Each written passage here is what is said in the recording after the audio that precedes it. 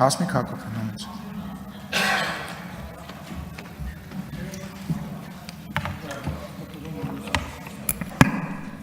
Մեծարգո վարչապետ, հարգարժան ազգային ժողովի նախագահ, հարգելի գործընկերներ։ Երեկ առավոտից, երբ Սամվել Կարապետյանը իր տանից դուրս գալով պտտվեց ու իր պատերի տակ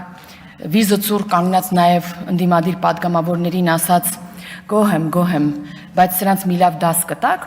ասում էի տեսնես, այս մեր խեղճ պատգամավորները ինչ են անելու, որ բավարարեն Սամվել Կարապետյանին ու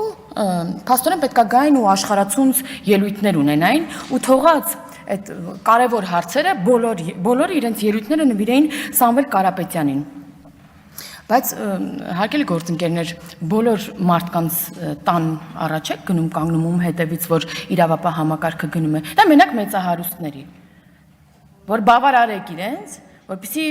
փոխհատուցեն ձեզ ինչ որ կերպ։ Բայց երեսպաշտությունից եք նոր խոսում, համաձայն եք, որ յուրահատուկ երեսպաշտություն է, էլի պետք, որ գաս տեղ բարձր արժեքներից, բարոյական արժեքներից, ասենց դասեր տաս, բայց համաձայնած լինես դրանից առաջ, որ քո անունը լինի մի ցուցակում, որտեղ վերևի տողում գրած է Ռոբերտ Քոչարյան։ Սա ձեր բարոյական նկարագրի, ձեր արժեհամակարգի մասին ամենալավ ցուցիչն է։ Տիկին Վարդանյան, իդեպ ձեզ քանի որ անդրադարձա, ձեզ հանձնաժողովի նիստի ժամանակ մեր ասել էի, որ տենց ժամանակ ունեք, էլի կողմնորոշվեք եւ տեսակետ հայտնեք։ Արդյոք ձեզ համար եւս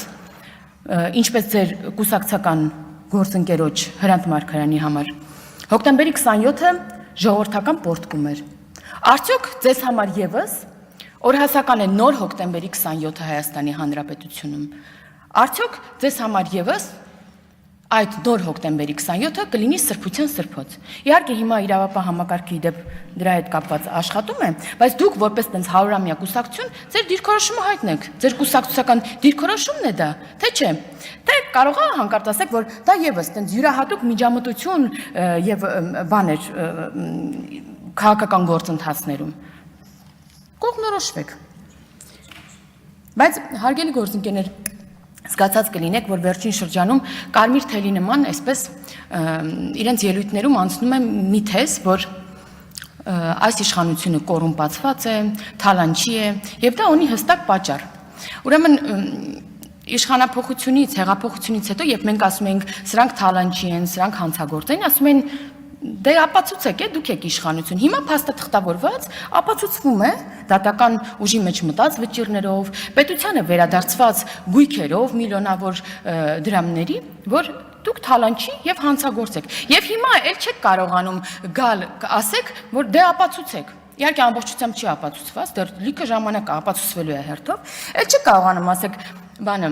ապացուցեք։ Արդեն ասում եք ժողովուրդ նայեք, սրանք էլ են թալանչի, բայց մենք այդ ձեր fake նաև նյուզերով, բացի ձեր դեմքով, որ դա անում եք, նաև fake նյուզերով ձեր հարցակումներին հիմնավոր հերքումներ են լինում, բայց ձեր հերքումը դրանի պատասխան լինում է մի բան, դատարանում գնում ասում եք, այդ հանցագործ լինելու հետ կապված ես խնդիր չունեմ, այ վաղեմության ժամկետն է զուտ անց է հանցագործության, այդ դիմումներն են ձեր ապացույցները սրան։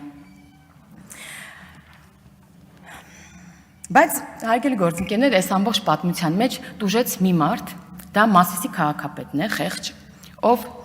վերջապես գտել էին մի մարդ, ով համաձայնվել էր այս ամեն բանի տակ մտնել էլի եւ դառնալ ընդդիմության վարչապետի թեկնածու ու